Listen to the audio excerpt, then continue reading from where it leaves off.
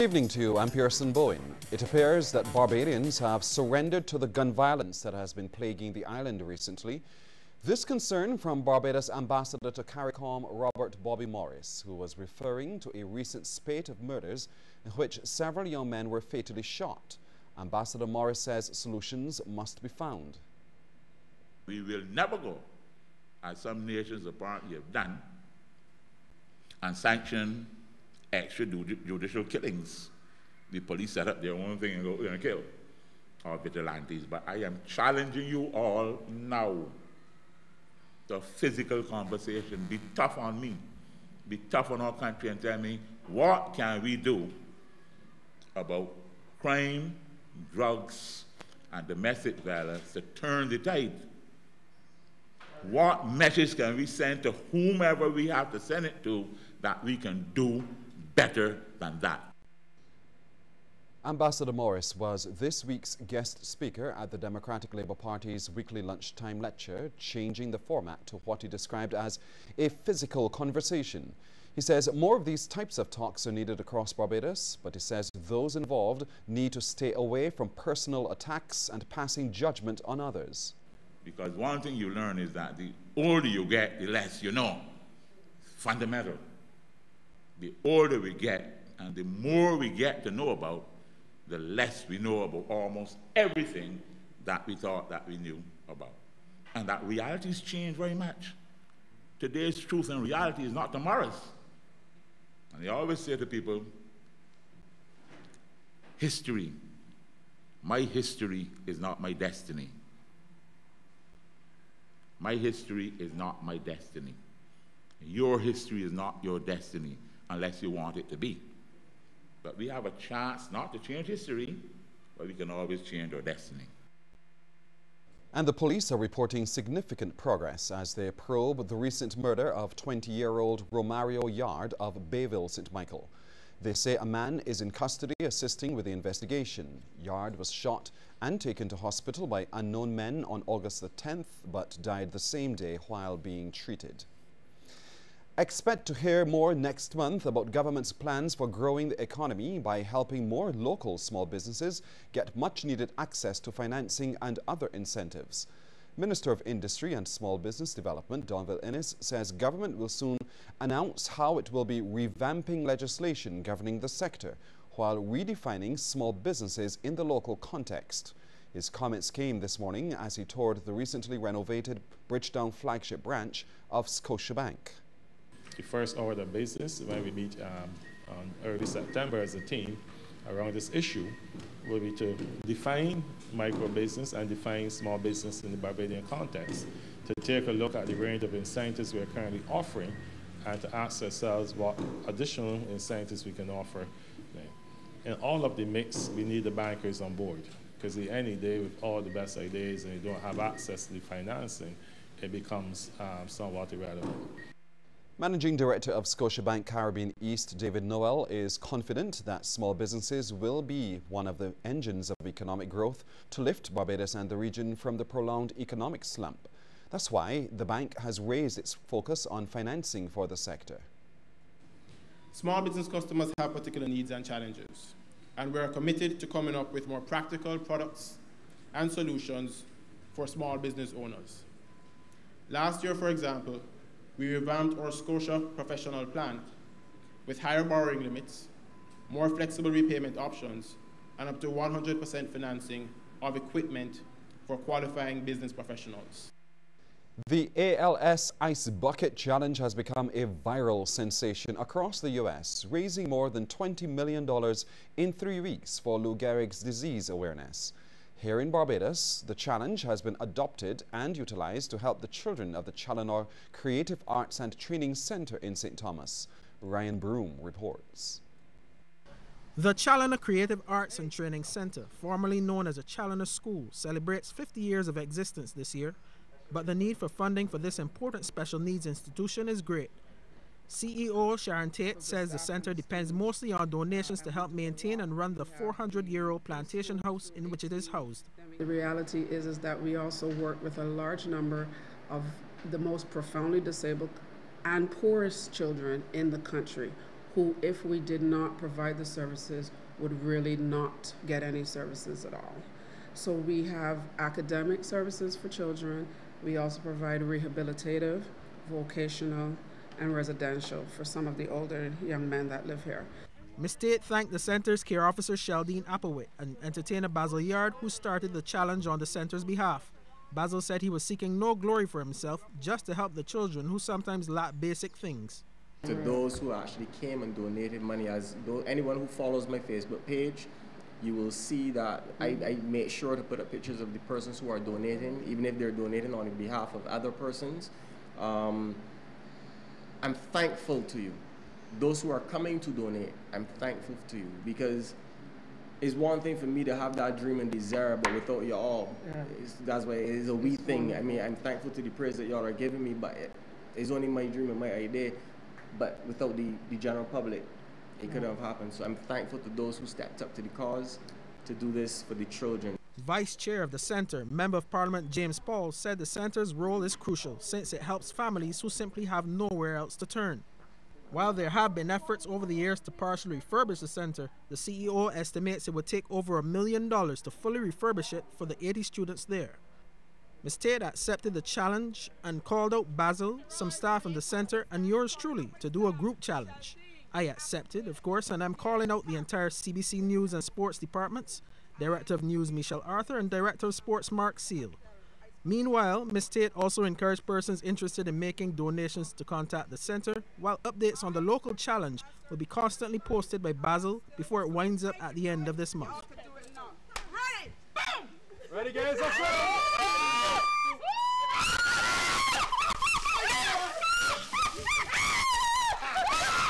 So I'm cold and I'm wet, but it's all for a good cause for the kids at the Challenger Creative Arts and Training Center. So if you haven't done the Ice Bucket Challenge yet, maybe you don't want to do the challenge.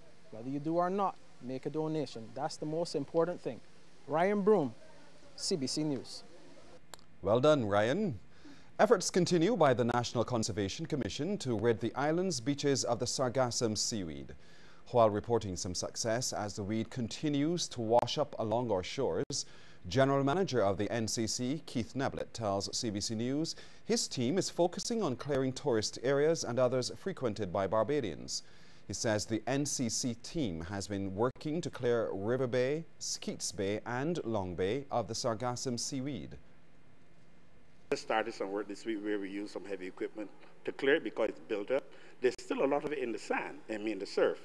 But I think we have made a significant effort to get it bring to a level that is kind of acceptable for the public to say, well, because I think the stench coming from it is really problematic, and that is what we're trying to address. But on the areas on the south and the west coast, we have staff out there 5 days a week. We've put a lot of staff from our normal maintenance of our parks to concentrate on that. Mr. Neblett commended the public and community groups who responded to an appeal by the NCC for help in the cleanup process.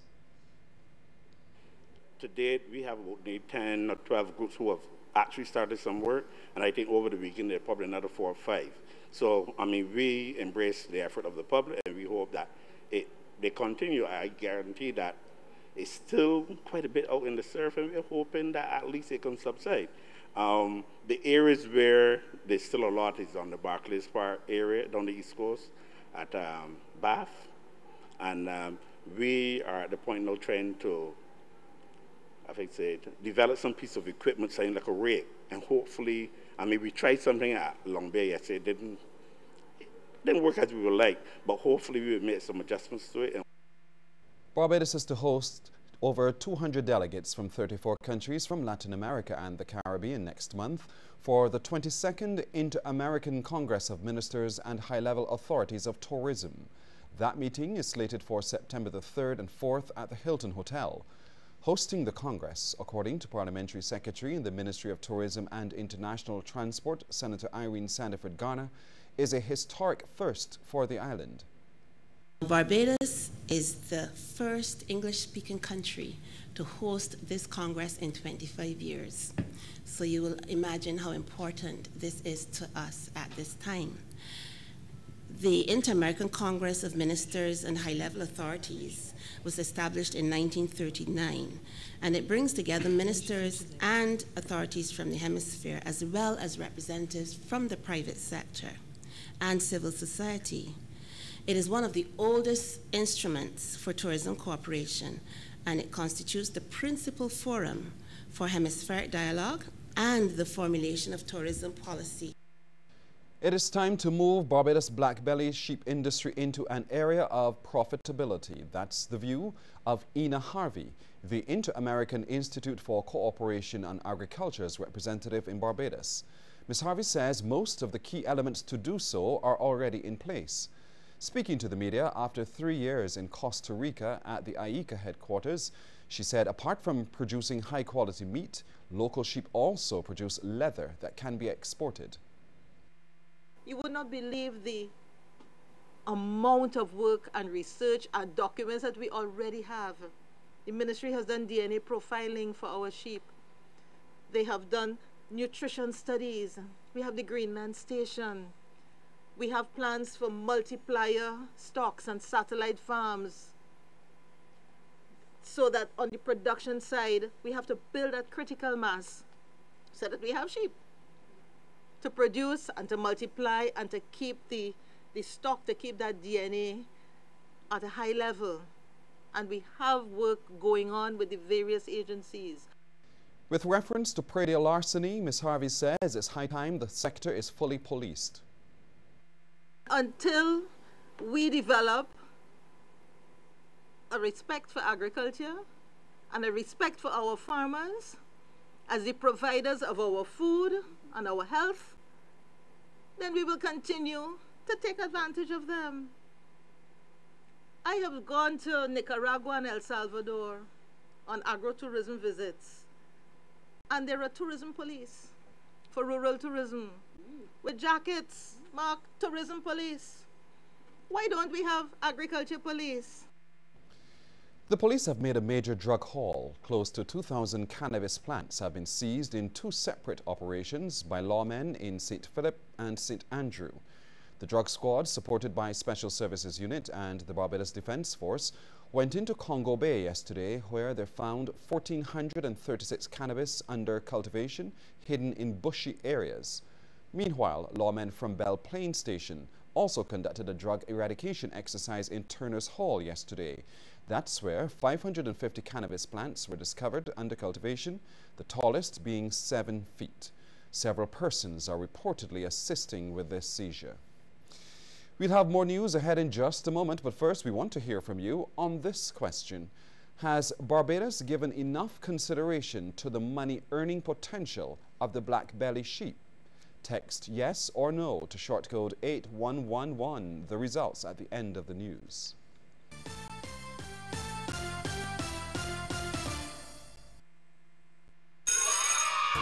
Get everything new for school all under one roof at My Cave Shepherd. Spruce up on uniforms with Grand Collection shirts, still only $35.99. Be cool and colorful with special offers on select Crayola and Anchor Hawking products, flasks, cooler bags, and Nike backpacks. Buy K-Swiss shoes at Broad Street or Sheraton for the chance to win a Galaxy tablet. Plus, shop with your Cave Shepherd card or cash to win great prizes. It's everything new for school and it's all under one roof. Meet me at Cave Shepherd.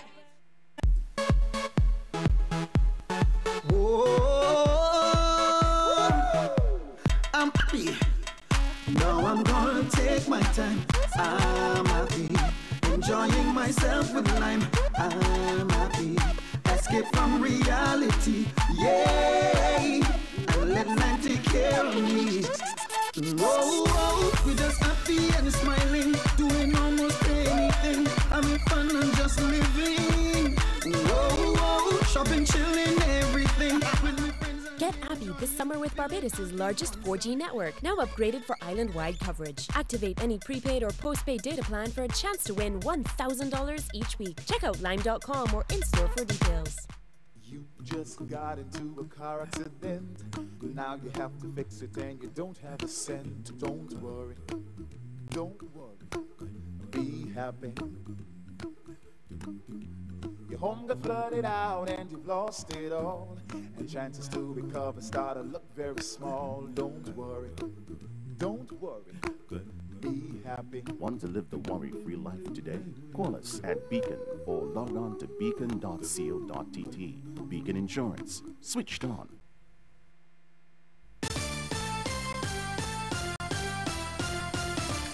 Students who display academic potential should not be limited by their family's economic circumstances. That's the belief of Hope Trust founder Lana Ashby. She was speaking at the fund's Scholarship Award ceremony. Selected students from primary to university level who have excelled academically were given financial assistance to help them fulfill their ambitions. Ms. Ashby is of the view that their education should not be compromised because of financial constraints. Though we often hide from this reality, many parents struggle to afford the very basics for their children at the dawn of every academic year. Further, many students feel ill-equipped by their parents' inability to provide them with the necessities or what they believe are necessities that their friends may have. It is the desire of this trust that a student's academic development is not hindered by his or her parents' financial status. Barbados Director of Youth Affairs wants the creation of a plan focusing specifically on stimulating social and economic prosperity for young people in the region. Cleviston Hunt issued the call to youth leaders from across the region gathered at Infinity on the Beach for the Caribbean Commonwealth Leaders Training Workshop. Mr. Hunt is calling for their input in developing an agenda focused on issues affecting the youth.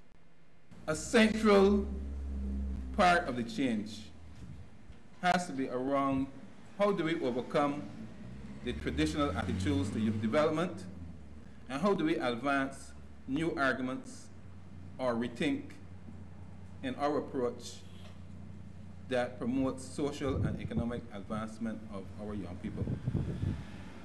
And that is a central question that we have to look at in terms of how we go about doing this. Executive Coordinator of the Caribbean Policy Development Center, Chantal Monroe-Knight, says the two-day workshop should help empower the youth leaders with the skills to engage the policy-making process. Is that there's no issue in relation to development that does not impact young people. And if that is so, then it is extremely critical that young people themselves then have the capacity to engage those issues, be proactive about putting solutions on the table, and also very centrally as well understanding their whole role in the development process. So this workshop is really about building their capacity to do just that. Robot construction has been the focus of this year's Science and Technology Camp. There, the campers were given the opportunity to be innovative. Here's what some of them had to say about robotics. We use a computer and the robot, so we use a USB cable to command it. The favorite part was building the robot. Well, you got to use your imagination, you got to try to figure out things, you use problem solving, so in terms of that it was really fun. We had different situations we had to carry out. So we had to do like a grid, there was a grid, and basically it had been terrorized by a storm. So the first mission was that we had to move it all the way back in the ocean. So we had to program the robot to maneuver through all the way down to the ocean, then push it back gently, and then return. The others, we had to put back wheels onto ambulances, we had to fix bridges, we had to set back on switches like if we were doing electricity. Yeah, and he said that also robotics was just doing tasks that they were too dull, too dirty, and too dangerous for humans. So the 3Ds, he explained that, yeah. And robotics was nice, yeah, that was really covered. Senator Harry Husband says that the camp allows children to build their interest in science and technology for the future. He was speaking to the press at the closing ceremony for the 2015 Science and Technology Summer Camp. Places extreme emphasis on the development of science, technology, engineering, and mathematics, not only in the schools but in the society in general. And I think that this kind of camp with children, especially the very young children, lays the basis for a fuller appreciation of science and technology, engineering, and mathematics throughout the society. Come Monday, a delegation from Lesotho, Africa, led by their education minister, will be in Barbados to meet with officials from the Caribbean Examinations Council. CXC's Senior Assistant Registrar, Dr. Charles Mayenga, tells CBC News this is a major development for the council. He explains that Lesotho is in the process of restructuring its education system and wants to use 4 programs from the CXC model. Dr. Mayenga says they're interested in early primary assessment and continuous assessment, particularly the school-based assessments or SBAs. Lesotho, having been a former British colony, they inherited most of the structures from the London GC or from the Cambridge exam. They want to extend their program into the A level and localize the curriculum. The CXC, we have localized that program. We have had it for a long time, since 1998. So they want to, we want to share information, we want to discuss and share our experience on how we have implemented the CAPE program, the advanced program, and to see what some of the lessons that they could borrow from that. The fourth one is the examination security. Dr. Mayenga says for its part, CXC hopes the partnership will open doors to other African nations. Through this, we do hope that once we create the partnership and the Examination Council of Lesotho sees the kind of things that we do, we will be doing what you might call joint workshops, joint work, whereby we will have staff exchange, some of the staff from CXC visiting Lesotho and sharing their experiences. In some cases, staff from Lesotho coming for training. So CXC will be able to demonstrate not only to Lesotho but to many other countries the kind of experience that we have. The two sides are expected to sign a memorandum of understanding on Tuesday.